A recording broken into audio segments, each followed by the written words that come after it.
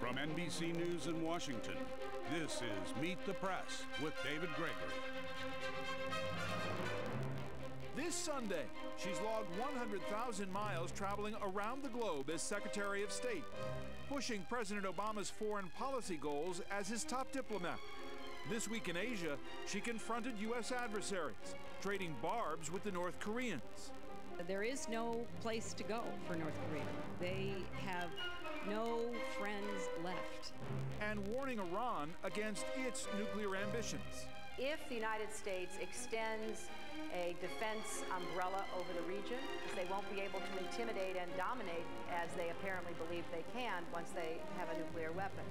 From the wars abroad in Afghanistan and Iraq to the battle at home over health care, what influence is she having on her former political rival, now the President of the United States?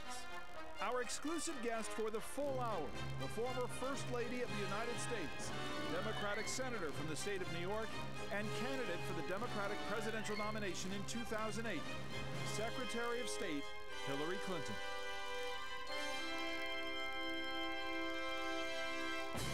And we're back with the Secretary of State, Hillary Clinton. How is your elbow? Oh, it's getting better. It's about 80% of the way back. You know, there's certain moves that I can make, but there are others that are still kind of painful. But I'm doing my physical therapy. That's what everybody told me I had to do. Just handshaking is a little hard. Yes, I tried to. Which is hard for a diplomat. It is. I tried to do the handshaking when I was in India and Thailand, and my arm was really sore at the end. So I'm either putting out my left hand, or I love the ties. You know, I was going around like this to everybody. That helped me out a lot. It's just doing that in Germany is confusing. Yeah, well, probably it has to be culturally appropriate. Let's take a step back and look at the larger vision for the president's foreign policy. This is what the president said during his inaugural address, which was something of a mission statement. Let's watch. To those who cling to power through corruption and deceit and the silencing of dissent, know that you are on the wrong side of history, but that we will extend a hand if you are willing to unclench your fist. And yet, isn't the problem 6 months in that there may be a willingness to change the tone, there may be more engagement, but nobody's unclenching their fist yet? Oh, David, that's not the way I read it at all. I think 6 months in, look at what we've done. We have begun to fulfill our obligation to withdraw from Iraq, so that now when I meet with Prime Minister Maliki and 10 members of his government and about 12 of ours, we're talking about educational exchanges, we're talking about agriculture. We have a very clear policy on non-proliferation, which the president has stated, and we're back in the business of trying to move the world in a very careful but consistent way toward lowering the threat of nuclear weapons. We've already talked about bringing the world together, which we have, around a joint response to North Korea and increasingly to Iran. We are sending a message to governments and peoples alike, as the president did in his very important Cairo speech, as he just did in Ghana, that we want government, and particularly democracies, that deliver for people. I mean, I could go on and on. Right. We are really back. But and that was my message when I went to Asia. The United States is back, and we're ready to lead. What did you mean by that? Well, what I meant was that in many parts of the world, the priorities that were pursued the last 8 years did not seem to include them. So just going, for example, to Asia, as I did on my first trip, as I just did, was viewed as a very positive statement of participation.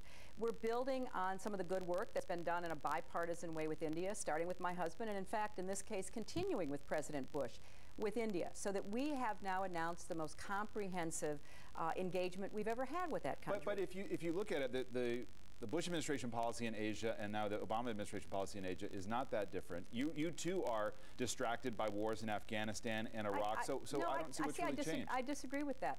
I mean, part of what we have done is to organize ourselves so that we can concentrate on many important issues at the same time. I know that, for example, people have raised questions about why I pushed so hard to have special envoys appointed. It's because I think it would be diplomatic malpractice not to have people of stature and experience handling some of our most difficult problems on a day-to-day basis. I'm the chief diplomat. I'm responsible at the end for advising the president, for executing the policy that we agree upon. But it is to our advantage to have George Mitchell in the Middle East today, to have Richard Holbrooke in Afghanistan, to have retired General Scott Gration coming back from probably his 6th or 7th trip to Sudan, having Todd Stern leading our efforts on climate change. I could not possibly have given the attention that we need in the in-depth way that is required to all of this. And I think that feeling on the part of much of the world was that the prior administration, for understandable reasons, focused so much on some of the specific issues like Iraq, et cetera, that really grabbed it and required a lot of attention, that much of the rest of the world felt, you know, that they were kind of second tier. When I went to the ASEAN meeting, it hadn't been for some time that we'd had a Secretary of State pay continuing attention.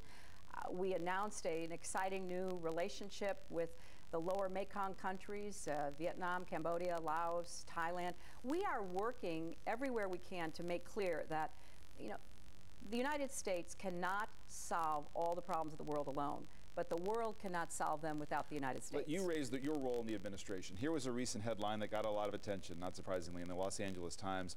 Clinton seems overshadowed by her boss, some analysts say. You responded with a pretty sharp retort saying, I broke my elbow, not my larynx. That's right. But seriously, has at times this been a struggle? Not at all. I mean, maybe because I understand the functioning of the United States government, the president is the president. And the president is responsible for setting policy. Now, we have a great relationship. I see him usually several times a week, at least once, one-on-one, and I'm ready to offer my advice. We have an incredibly candid and open exchange. In fact, the whole team does. And this is kind of interesting. I mean, the whole team of rivals idea. Do you have a close working relationship? Are you the voice on foreign policy, the advisor in his ear on foreign policy? Well, I am the chief advisor on foreign policy, but the president makes the decisions. You know, I have a picture of former Secretary of State Seward in my office. He was a New York senator who went on to serve President Lincoln, which is part of what created this concept of team of rivals. He became one of Lincoln's closest and strongest advisors. Why? Because he understood, as I do, that the election is over. The president has to lead our country both internationally and domestically. I saw this when my husband was president. At the end of the day, it is the president who has to set and articulate policy. I'm privileged to be in a position where I am the chief advisor, I'm the chief diplomat, I'm the chief executor of the policy that the president pursues. But I know very well that a team that works together is going to do a better job for America. And one thing I would add is, you know, I've read a lot of diplomatic history, and I know that very often there become sort of warring camps. You know, it's the Defense Department versus the State Department, or the National Security Council versus the State Department. And in fact, we've had administrations where there was just open warfare. You don't see any of that in this administration. And in fact, I've had some of my predecessors say with, you know, some amount of surprise, this administration has no light between it. Well, to that point, what has President Obama proved to you as president that you didn't believe about him as a candidate? Well, I always had a very high respect for him as a colleague. We served in the Senate together. Now, during a campaign, you're going to magnify differences. You're trying to convince people to vote for you and vote against the other candidate. So I always had a very healthy respect for his intelligence, for his worldview, for his understanding of the complexity that we face in the 21st century. Now, having worked with him for 6 months, what I see is his decisiveness, his discipline, his approach to difficult problems. We have a really good process in the NSC that intensely examines problems, brings people to the table, goes outside the usual circle, tries to tee up decisions for what's called the Principals Committee, which I and the Vice President and the Secretaries of Defense and our CIA and our DNI and everybody sit around a table in the Situation Room. We take the work that comes from the Deputies Committee that's gone through this very rigorous process, and we hash it out. And we do not always agree, and we take positions.